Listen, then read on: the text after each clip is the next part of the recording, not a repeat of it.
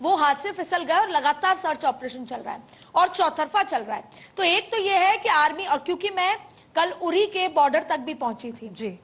जिस तरीके से वहां पे कॉन्वॉयज आना जाना, जो हैवी डिप्लॉयमेंट चल रही है सिक्योरिटी के लिहाज से, क्योंकि वहां के लोकल लोगों से बात की तो उन्होंने कहा कि 72 घंटों में चीजें बदली हैं। नहीं तो उरी का वो आखिरी गांव जहां पर शेलिंग भी होती थी 3 साल पहले 2021 तक, उन्होंने कहा कि उन्होंने अपने घर दिखाए जो जख्मी हो गए थे, तमाम तरीके की चीजें, लेकिन उनका 3 साल से कोई शेलिंग नहीं हुई। अभी कल रात को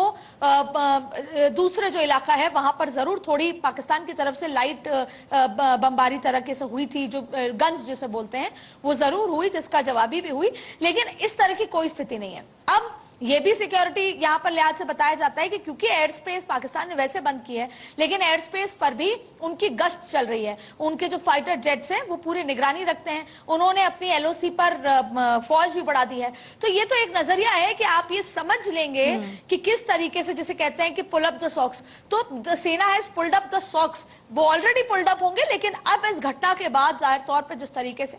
अब बात आती है यहाँ के लोगों की। देखिए, यहाँ के लोग वन एंड ऑल ये चाहते हैं कि ये आतंकी हमला जो हुआ उसकी जवाबी कार्रवाई हो, उन लोगों को पकड़ा जाए और उन लोगों को सजा दी जाए। लेकिन एक बात और है, क्योंकि मैं लगभग 6 दिन हो चुके हैं मुझे यहाँ पर जी, एक बात और है जो शायद लोगों को सुनते हुए अच्छी लगे या ना लगे। मैं इन सारी बात कहने से पहले बार बार ये कहूंगी कि कश्मीर के उन लोगों को सलाम है जो यहाँ के पर्यटकों को अपने माथे पर बिठाते हैं। कश्मीर के उन लोगों को सलाम है जिन्होंने वहां की ऐसी स्थिति में पर्यटकों को नीचे लेकर आए। लेकिन अगर सेंटिमेंट की बात कहें तो आज भी कहीं ना कहीं एक न्यूट्रल सेंटिमेंट है पाकिस्तान और भारत को लेकर,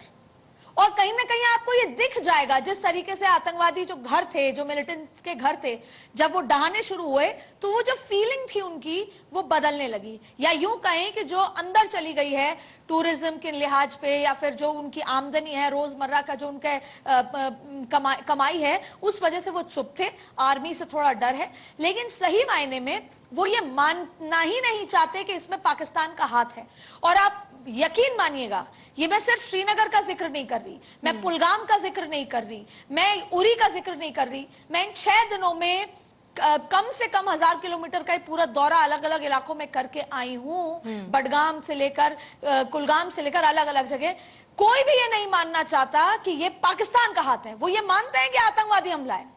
पर वो इसको पॉलिटिकल बता के कहीं ना कहीं सबसे बड़ी बात है आदिति, यहाँ तक क्या इन दोनों चीज को अलग किया जा सकता है क्या? क्योंकि ये सिर्फ भारत नहीं, पूरी दुनिया मानती है कि पूरी दुनिया में अगर आतंक का कोई पर्याय है तो वो पाकिस्तान है। मैं लौट रही हूँ आदिति, हम आगे इस पर चर्चा जरूर करेंगे।